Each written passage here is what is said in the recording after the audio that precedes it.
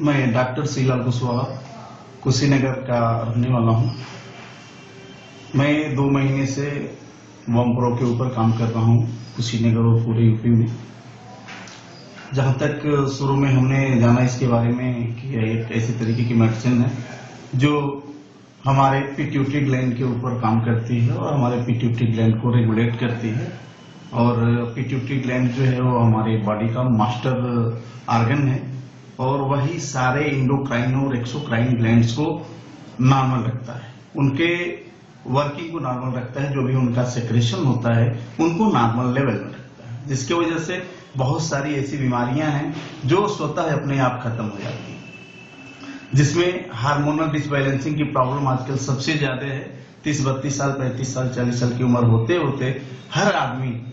खान पान रहन सहन जो भी है हमारा है उसकी वजह से, एटमॉस्फेयर की वजह से आजकल डिसबैलेंसिंग के ऊपर उसका ज्यादा फोकस होता है और हार्मोनल डिसबैलेंसिंग की वजह से वो बहुत ज्यादा बीमारियों से ग्रसित हो जाता है। और वो ऐसी बीमारियां हैं जिनके लिए कोई वायरस, कोई बैक्टीरिया और कोई फंगस जिम्मेदार नहीं। जैसे आर्थराइटिस की प्रॉब्लम हो गई, शुगर की प्रॉब्लम हो गई, बीपी की प्रॉब्लम हो गई, हार्ट की प्रॉब्लम हो गई, माइग्रेन की प्रॉब्लम हो गई, डाइजेस्टिव सिस्टम को लेकर प्रॉब्लम हो गई, किडनी की प्रॉब्लम हो गई, या यूरिक एसिड ब्लड में बढ़ गया, स्किन डिजीज हो गया किसी टाइप का, ल्यूकोडर्मा की प्रॉब्लम हो गई, आंखों से संबंधित प्रॉब्लम बढ़ रही है। और लेडीज में खास करके मेनोपॉजल कंडीशन जब होता है उसके बाद से हार्मोनल डिसबैलेंसिंग की वजह से बहुत सारी बीमारियां होती हैं, जिसमें ऑस्टियोपोरोसिस जैसी बीमारी शामिल है, जिसमें हड्डियां गलने लगती हैं और सिंपल सा हल्का सा झटका लगने के बावजूद हड्डियां टूट जाती हैं। हमने बहुत सारे ऐसे पेशेंटों को रिसर्च किया और उन पेशेंटों को दिया। जैसे आर्थराइटिस के पेशेंटों को हमने दिया। आर्थराइटिस के पेशेंट जो भी दवा ले रहे हैं, मैंने कहा कि उन दवाओं को आप लेते रहिए और धीरे धीरे एक ऐसा पीरियड आएगा कि जब आपके ब्लड से यूरिक एसिड कम होना शुरू हो जाएगा और जो ही यूरिक एसिड नॉर्मल लेवल में आएगा आपका दर्द खत्म हो जाएगा। या कार्टिलेज जो है वो कार्टिलेज धीरे धीरे फिर आयलिक हो जाएगा, दर्द आपका कम होने लगेगा, इन्फ्लामेशन कम हो जाएगा। हमने आर्थराइटिस के पेशेंटों में दिया, गाउट के पेशेंटों में दिया, जिनको बहुत हद तक 10 से 15 दिन में वो जो भी दवा ले रहे थे 70% से ऊपर उन लोगों की दवाएं बंद हो गई। 2 महीना पूरा होते होते उन लोगों की दवाएं बंद हो गई। दूसरा, हमने इसका यूज किया ब्लड प्रेशर के पेशेंटों पे, हाइपरटेंशन जिनको था या हाइपोटेंशन था, दोनों तरीके के लोगों में हमने दिया। बस खान पान में थोड़ा सा परहेज करवाया, बहुत आयलिक और बहुत स्पाइसी या बहुत ज्यादा आयलिक प्रोडक्ट न ले हो, और उन लोगों ने लिया। और वॉम्प्रो हमारा यूज कर रहे हैं सिंपल सा, नाक में 1-1 बूंद डालना है सुबह में और 1-1 बूंद शाम को डालना है। वे लोग डाले और उन लोगों को अद्भुत रिजल्ट मिला। इसके साथ ही साथ एक ऐसा पेशेंट जिसको पैरालाइसिस की शिकायत हो रही थी और वह बार्बर है, कुशीनगर के बगल में एक शिवपुर गांव है, शिवपुर में वो अपना छोटा सा सैलून चलाता है और उसका हाथ बहुत ज्यादा कांप रहा था और इतना दर्द होता था इस हाथ में कि जिसका कोई हद हिसाब नहीं था। रात में और इतना चिल्लाता था कि जिसका कोई हद हिसाब नहीं। हमने उससे कांटेक्ट किया, कहा भैया मेरी दवा आप एक बार यूज करो, हो सकता है तो आपको फायदा हो जाए। यहाँ तक कि उसका ऐसा कंडीशन था कि जब वो बाल बनाता था या मूछ बनाता था तो बाल उखड़ जाते थे, इतना ज्यादा उसका हाथ कांपता था कि जल्दी कोई उससे शेविंग कराना पसंद नहीं करता था, उसका कैरियर चौपट हो रहा था। हमने उसको दिया वॉम्प्रो और उसने यूज किया। 1 हफ्ते के अंदर ही वह अपना पूरा हाथ उठाने लगा, दर्द बहुत कम हो गया और आज के डेट में वह एक बहुत बड़ा टेस्टिमोनियल है हमारे एरिया का।